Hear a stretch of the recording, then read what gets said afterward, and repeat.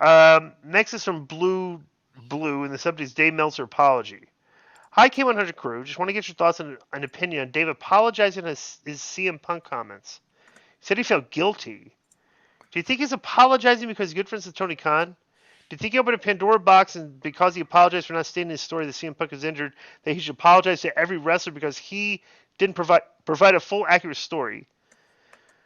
Is Dave too involved with AEW? If you've not heard already, here's a small 35-second clip of what he said. Start clip at 3 minutes and ends okay. Let's listen to this. I haven't heard this yet. Consequences of it or the actual reporting of it, because it was no. I mean, the only thing that I feel guilty about, and I do, as everyone knows, is that when I wrote that, I should have mentioned he's also coming off an injury, because that kind of gave him the open. It's like, hey, he didn't even mention, I was injured, and he didn't really specifically go into anything. But it's like, I want to always do a thorough job, obviously. And if this was in the Observer, I would have written the whole thing as it was.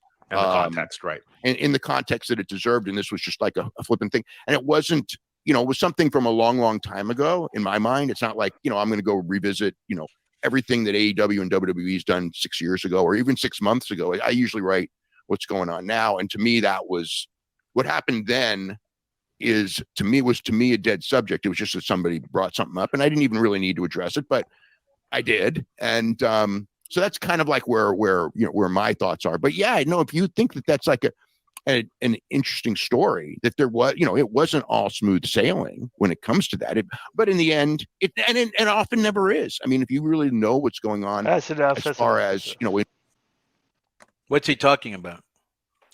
I mean, he's kind of when Punk responded on Instagram and told the story about how he was injured before the match. Did you see that, Konnan?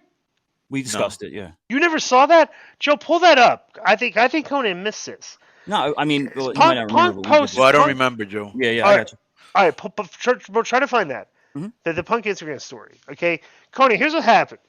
So the story that's floating around is that they were ready to bring Punk back. That him and Tony Khan had conversations. But Punk, for some reason, went on Instagram and posted an Instagram story that basically buried Tony and Moxley, saying that he wasn't ready to come back physically, like he was hurt, and they wanted him to come back and do a squash match because he was hurt, and he would just have to get through it. And he said that Moxley said he would never put him over. And Punk said that. Pull the story up, Joe. Yeah, I got it. Yeah, I vaguely now remember some of that. Right. Okay, I'm gonna read it because Punk took the story down, but all right. Let me read this. I wasn't clear to come. Okay, sigh. I wasn't clear to come back to wrestle yet. Then the plan was to wrestle the pay-per-view. I sat and listened to Moxley's Rocky 3 idea. I explained how I'd never seen a Rocky movie. That honestly, that is a black he mark. gets kazooed for that. Yeah. Why? Why not? I mean, all of you CM Punk fans have to put that. You have to put that in your memory hole that he has not seen a Rocky movie. Okay, and so I question your loyalty. I explained how I'd never seen a Rocky movie and thought the idea sucked, but if the boss wanted to do it, whatever. He said he wouldn't lose to me. I'd never experienced someone refusing to lose to me. I just laughed. I asked Tony if this was what he wanted. He said yes. He's the boss, so I said okay, but I need to be cleared first. They kept saying it could just be a squash as I didn't need to be cleared. I scoffed at that. My health is more important. Dave Meltzer's a liar. Jericho's a liar and a stooge. There were plans, but plans always change, but I'll never put a company above my health ever again. All right, so They wanted to squash Punk? Yeah, because he was hurt. Right. They wanted him to work hurt and just do the squash because they had to do something because he was hurt. But that's what they did. Remember? Well, that's what he's beat claiming. Him in a minute, and then Punk beat him at the pay-per-view to get the belt back. Right, that's what he's claiming. But now he's claiming that Moxley said he would never put him over. Bro, that's what I'm saying. Everybody, when this was reported and Punk posted this, and they took it down quickly, right? But everybody saw it. My question was why is everybody believing Punk's version of the story here? I mean, we're just assuming because it's CM Punk and he's straight edge. It's that this is the story and this is true. I would like to hear that debate, like we heard from Moxley, and I guess Moxley had a different version. Yeah, it's up on the screen if you want to read it. All right, let's hear it. Read it because I can't. Well, Moxley said it's annoying just because someone said some stupid on social media. That's not news, but it is and becomes a thing. I don't want to get dragged into this dumb. I could unload on a lot of people right now, but I'm not going to sink to that level. He also mentioned how he wasn't under AEW contract during that match. He says, I basically don't work there. For all intents and purposes, I don't even work here. Tony was not my boss. I don't even have to be in this room. I don't have to do. So even me being in the room and offering and agreeing to a storyline to put you over on a pay-per-view, if anything, I'm bending over backwards for Tony and for this dude and the company and everybody. I didn't have to. I didn't have to do. So that's it. And that's also where he said he's never seen so much drama in one place in my entire life, which we said last week too. Yeah, right. Let me ask you a question, Konnan. How would you handle guys publicly talking like this? Oh, I would tell them to knock it off, bro. It's not good. It's not good business unless it's part of a angle. I would just tell them to knock it off. Well, what if they don't knock it off? What do you do? Then either you suspend them, fine them, or fire them, depending on every. It's not like you haven't fired friends of yours repeatedly. Right.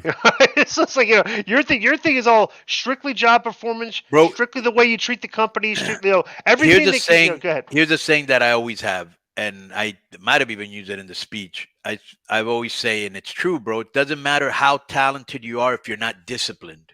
Right. Look at Teddy Hart. Look at Juventud Guerrera. Look at Low Key. Look at so many people. Look at Billy. Yeah. Right. You know what I'm saying? Like, so many people are good at their craft, but they're not disciplined enough to navigate their careers. Right. Yeah, it's fascinating. Well, also, this isn't much of a comment, but I wanted to mention it because Jericho did Mark Madden's podcast on March 30th, and Madden, of course, asked about Punk's potential return, and he asked, are you on Punk's Christmas cards list? And Jericho said, I'm not, but I wasn't on Scott Hall's Christmas card list or Eric Bischoff's. You don't have to be best friends to coexist. So to me, that's not really my wheelhouse. I'm not in charge of that. I'm sure there will be some answers to that pretty quickly, I would assume, either way. But to us, AEW is going to thrive and survive with or without him. So I guess we'll just have to wait and see what happens. So okay, the level of accuracy in the word thrive with or without him is not would be debated because that show the numbers are pretty obvious. Punk draws better numbers than they're drawing right now. There were over 1 million numerous times at Park.